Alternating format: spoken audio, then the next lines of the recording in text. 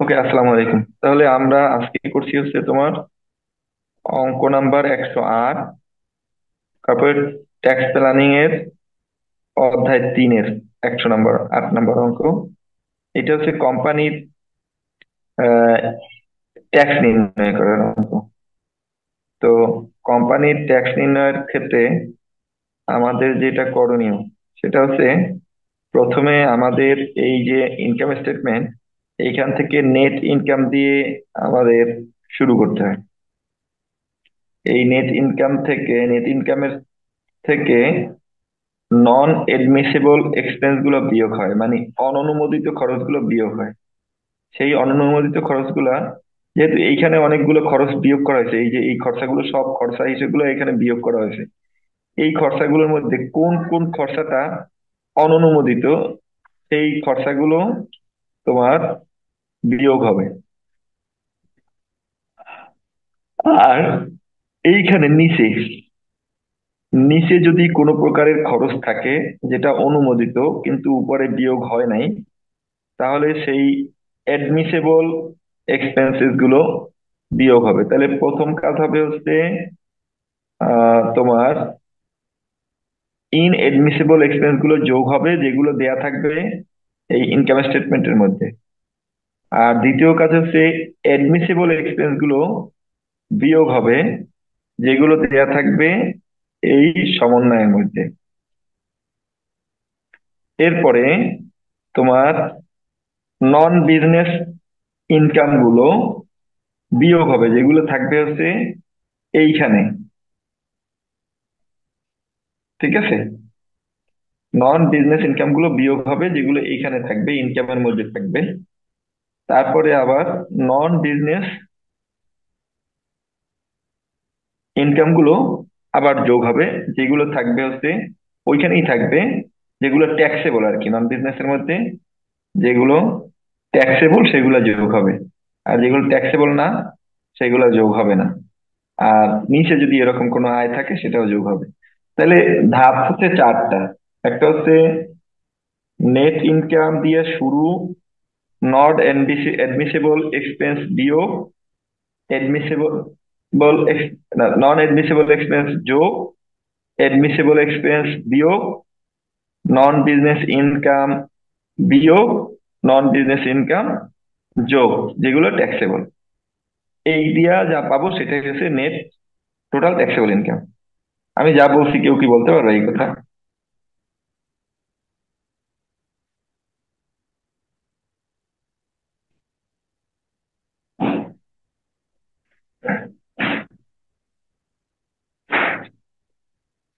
আচ্ছা, তাহলে তোমার আসি, এই অঙ্কটাই যদি আমরা করি তাহলে নেট ইনকাম কত এই অঙ্কের?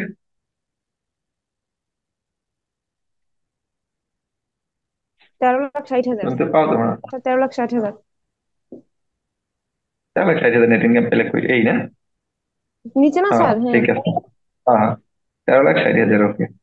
এবারে দেখো, আমরা একটু সমন্বয়টা পড়ে নিতে পারি, কোনটা নট এডমিসিবল এডমিসিবল সেটা এডমিসিবল, সেটার জন্য সমন্বয়টা আগে একটু পড়ে রাখতে পারি। কারণ কিছু এডমিসিবল এক্সপেন্সেও নন এডমিসিবল বানাই দিতে পারে নেক্সট ইয়ার। সেই জন্য এটা পড়ে নেই। এখানে বলছে যে তোমার the advertising expenses are made for 5 years, মানে বিজ্ঞাপন 5 বছরের জন্য দেওয়া আছে। তাহলে বিজ্ঞাপন আমরা এডমিসেবল মানে অনুমোদন পাবো হচ্ছে 1 বছর।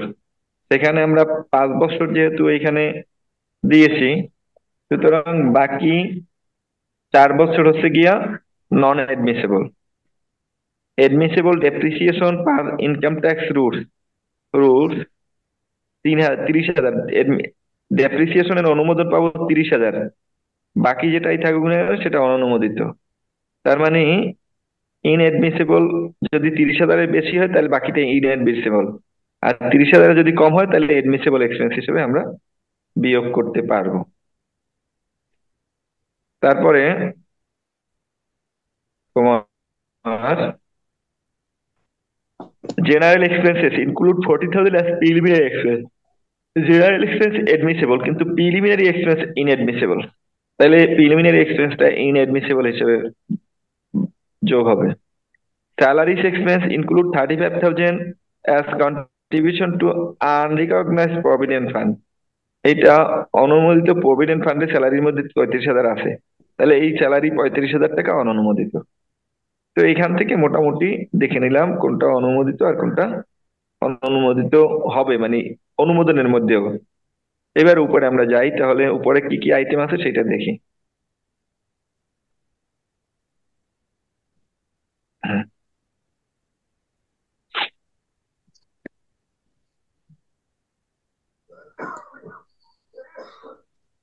উপরে 1 নাম্বার আইটেম আছে গ্রস ইনকাম। এ তো এগুলো আয় যাচ্ছে, আয় এই পর্যন্ত টোটাল ইনকাম পর্যন্ত আয়, তার মানে আমরা তো খুঁজতেছি হচ্ছে ইন এডমিসেবল এক্সপেন্স, তাহলে এখানের মধ্যে তো আর পাবো না। তাহলে ইন এডমিসেবল এক্সপেন্স শুরু হচ্ছে এক্সপেন্স দিয়া। প্রথম স্যালারি, স্যালারির মধ্যে কত টাকা অনুমোদিত ছিল? 30,000 না 35,000? 35,000 টাকা, তাহলে ওইটা হবে আসবে। জেনারেল এক্সপেন্স এর মধ্যে কত টাকা অনুমোদিত ছিল 40,000। প্রিলিমিনারি এক্সপেন্স হিসেবে? 40,000 টাকা, চল্লিশ ওইটা হাজার আসবে, যোগ হবে। হুম। তারপরে তোমার হচ্ছে গিয়া এই দুইটা পেলাম, প্রিলিমিনারি এক্সপেন্স আর হচ্ছে গিয়া ওই যে আহ, বেতনের মধ্যে কি ছিল যেন, তোমার আনরিকভার প্রভিডেন্ট আনরিকগনাইজ ফান্ড। প্রভিডেন্ট। আচ্ছা, তারপরে অফিস রেন্ট এটা অনুমোদিত। ডোনেশন, ডোনেশন মানে চাঁদা, চাঁদা অনুমোদিত না, কারণ ব্যবসায়ের জন্য চাঁদা দেওয়া জরুরি না, সেই জন্য ডোনেশন হচ্ছে অনুমোদিত, ইনএডমিসিবল। পেনাল্টি, জরিমানা, জরিমানাও অনুমোদিত, যদিও এইখানে অনুমোদিত হিসেবে দেখাইছে, তবে জরিমানা অনুমোদিত। ঠিক আছে। আচ্ছা, তারপরে তোমার ব্যাড ডেপস এটা অনুমোদিত, কিন্তু অ্যালাউন্স ফর ব্যাড ডেপস অনুমোদিত। ইনকাম ট্যাক্স প্রভিশন এটা অনুমোদিত। সকল প্রকার সঞ্চিতি অনুমোদিত, যদি বলা না থাকে নিচে। বিজ্ঞাপন অনুমোদিত, তবে সম্পূর্ণটা না, কারণ এখানে তো 5 বছরের জন্য দেওয়া আছে 30,000, তাহলে বাকি 4 বছর অনুমোদিত, মানে 24,000 অননুমোদিত। আচ্ছা, তারপরে হচ্ছে ইন্স্যুরেন্স প্রিমিয়াম অনুমোদিত, অডিট ফিস অনুমোদিত, ডেপ্রিসিয়েশন অনুমোদিত, তবে কত অনুমোদন আছে বলো? 30,000। তাহলে অনুমোদিত কত? 30,000-এর উপরে হইলে। আহ মানে এখানে কত বেশি আছে 30,000 থেকে? মানে 50,000, তাহলে 20,000। কত? 20,000। 20,000 স্যার। 20,000 টাকা, তাহলে অননুমোদিত। ঠিক আছে। জি ঠিক স্যার। আছে। এই, তাইলে আমরা দেখি এই অংশটা, দেখি অঙ্কের যে অংশটা আমরা এতক্ষণ পর্যন্ত বুঝলাম, সেই অংশটা একটু অঙ্কের মধ্যে কিভাবে লিখছে সেটা আমরা দেখি। ঠিক আছে,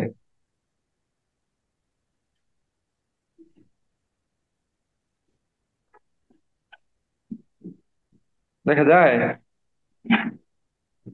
জি স্যার। না স্যার, স্যার দেখা যায়। বই হ্যাঁ, দেখা কি যায় স্যার। জানি একটু হচ্ছে কালো, স্যার না, কালো দেখা যায় একটা তো। রেখে দেখো।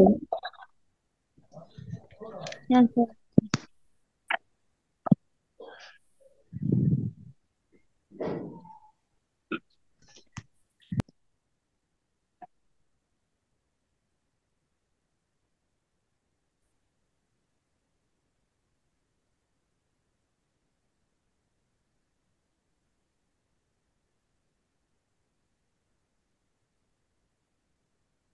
আচ্ছা, নিচে ওই দাগটা যাবে না, ওইটা আমরা করতে পারবে এখন। যাই হোক, তাইলে আমরা এই উপর থেকে দেখাইতে সমস্যা কি, ঠিক না? ঠিক আছে। তো এই যে দেখো, নেট প্রফিট দেয়া আছে 13,60,000, আর আর একটু যোগ ছোট করতে হবে, ইন স্যার। এডমিসিবল এক্সপেন্স প্রথমে ছিল। হ্যাঁ, অঙ্ক সম্পূর্ণ আসে না স্যার, একটু ছোট করেন। একটু ওই যে, ছোট করেন, জুম করে একটু ছোট করতে হবে। পাতা বড় হয়ে গেছে বেশি। না ওটা তোমার ওইখানে জুম করছো বেশি, সেই না জন্য না সমস্যা স্যার, হচ্ছে। আগে থেকেই তো দেখছি, এবারে বেশি বড় হয়ে গেছে ছবি, এই জন্য দেখি না। লেখাগুলা সরে গেছে এক সাইডে। আরে প্রথম ধাপ স্যারে বলুক না, তারপর নিচের ধাপে তো স্যারের নিচে স্ক্রল করবে, তখন তো নিচেটা দেখা যাবে। প্রথমটা বলুক আগে। নিচেরটা আচ্ছা না। ঠিক আছে, তাইলে দেখো প্রথম, এই দেখো এখন তাইলে তোমার এখানে হচ্ছে ইনএডমিসিবল এক্সপেন্স, আমি প্রথম থেকে বলছিলাম কত কি কি, শুনতে পাও তোমরা? জি স্যার। হ্যাঁ স্যার। আচ্ছা, তাহলে প্রথমে ওইখান থেকে আমরা ওই সিরিয়াল অনুযায়ী যে লিখছিলাম বলছিলাম, তাতে প্রথমে আসছিল হচ্ছে গিয়ে তোমার ওই প্রিলিমিনারি এক্সপেন্স ছিল, তাই না? স্যালারির থেকে আনরিকগনাইজ প্রভিডেন্ট ফান্ড 35,000, তারপরে ছিল হচ্ছে গিয়ে তোমার ওই স্যালারি, কি যেন, প্রিলিমিনারি এক্সপেন্স, এই যে কত টাকা জানো, 20,000 টাকা না 40,000 টাকা, 40,000 টাকা প্রিলিমিনারি এক্সপেন্স, এইটা হচ্ছে অননুমোদিত। অ্যাডভার্টাইজমেন্টের 5/4 ভাগ অননুমোদিত, ডোনেশন পুরোটাই অননুমোদিত, অ্যালাউন্স ফর ব্যাড ডেটস অননুমোদিত, ইনকাম ট্যাক্স প্রভিশন অননুমোদিত, জরিমানা পেনাল্টি, পেনাল্টি সাধারণত এইটা অনুমোদিত এবং অননুমোদিত দুইটাতেই নেওয়া যায়, নিচে টিকা লিখে দিতে হয়।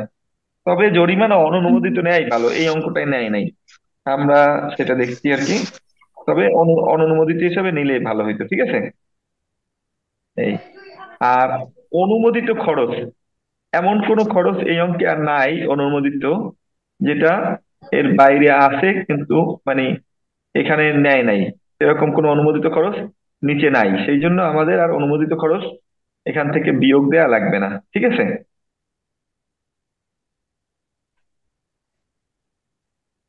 তাইলে আমরা এই আহ, প্রথমে বলছিলাম নিয়ম অনুযায়ী প্রথমে অননুমোদিত খরচ যোগ, তারপরে অনুমোদিত খরচ বিয়োগ।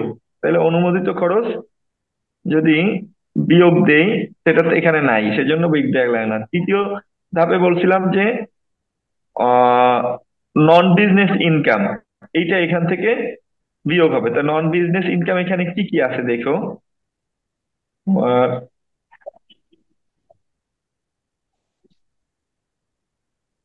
এখানে দেখো নন বিজনেস ইনকাম কি কি আছে।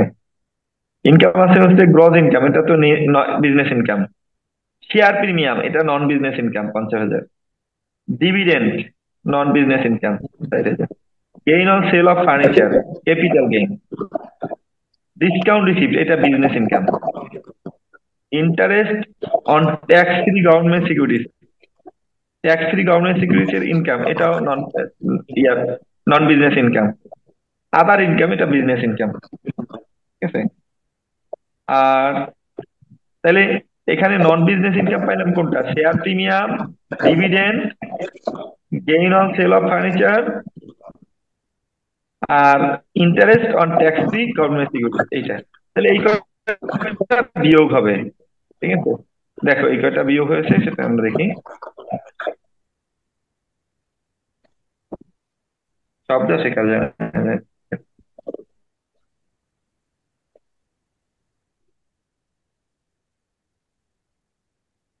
আচ্ছা, এখন দেখো এই যে যেটা বলছিলাম যে নন বিজনেস ইনকাম গুলো বিয়োগ হবে। নন বিজনেস ইনকাম ওখানে যেটা যেটা বলছিলাম, interest on tax free government security 60,000, share premium 50,000, dividend 60,000, gain on sale of furniture 10,000। তাহলে মোট কত হাজার হয়, 1,80,000। তাইলে আমরা ট্যাক্সেবল ইনকাম ফ্রম বিজনেস, শুধু ব্যবসায় থেকে, ব্যবসায়িক আর কি, করযোগ্য ব্যবসায়িক আয় হচ্ছে 13,74,000 টাকা, ঠিক আছে। ট্যাক্সেবল ইনকাম ফ্রম বিজনেস হচ্ছে 13,74,000 টাকা। ক্লিয়ার?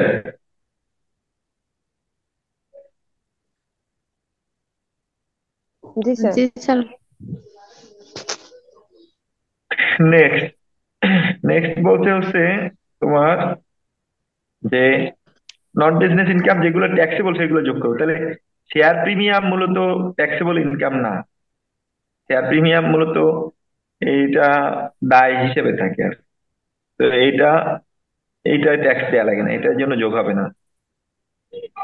আর তোমার interest on tax free government securities, এটাও যোগ হবে না, কারণ এটা ট্যাক্স ফ্রি।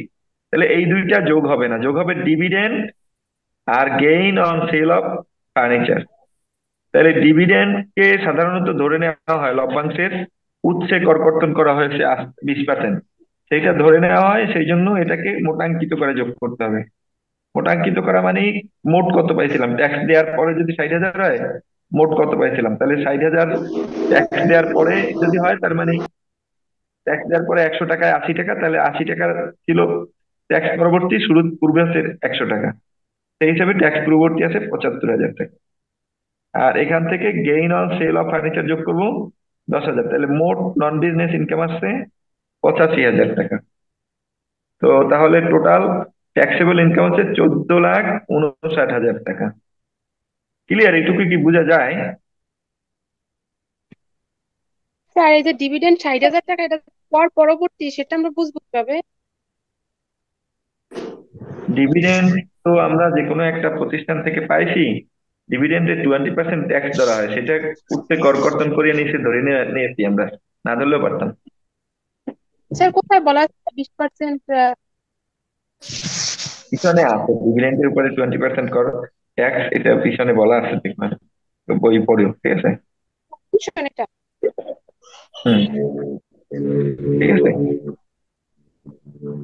আচ্ছা, আর ক্যাপিটাল গেইনের উপরে 15% ট্যাক্স।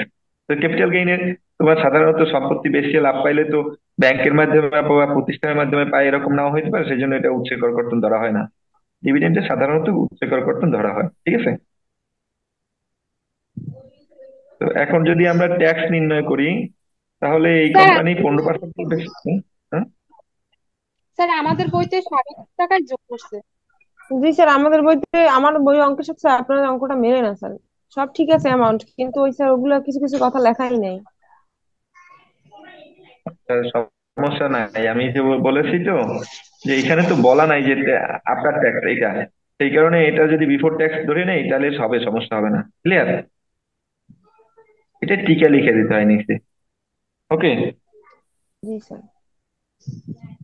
আচ্ছা, তাইলে এবারে আসো হচ্ছে ট্যাক্স নির্ণয়। ট্যাক্স নির্ণয় হলো ক্ষেত্রে বিজনেস ইনকাম হচ্ছে 13,74,000, যেহেতু এই কোম্পানি 10%-এর বেশি শেয়ারের মাধ্যমে বিক্রি করছে, সুতরাং এর ট্যাক্স হচ্ছে 20%। তার মানে 13,74,000-এর 20% আছে 2,74,800। আর ক্যাপিটাল গেইনের উপরে 15%, 10,000 টাকায় 15%, 1,500 টাকা। আর ডিভিডেন্ড ইনকামে তো 75,000-এর উপরে 20%, 15,000 টাকা। তো এখানে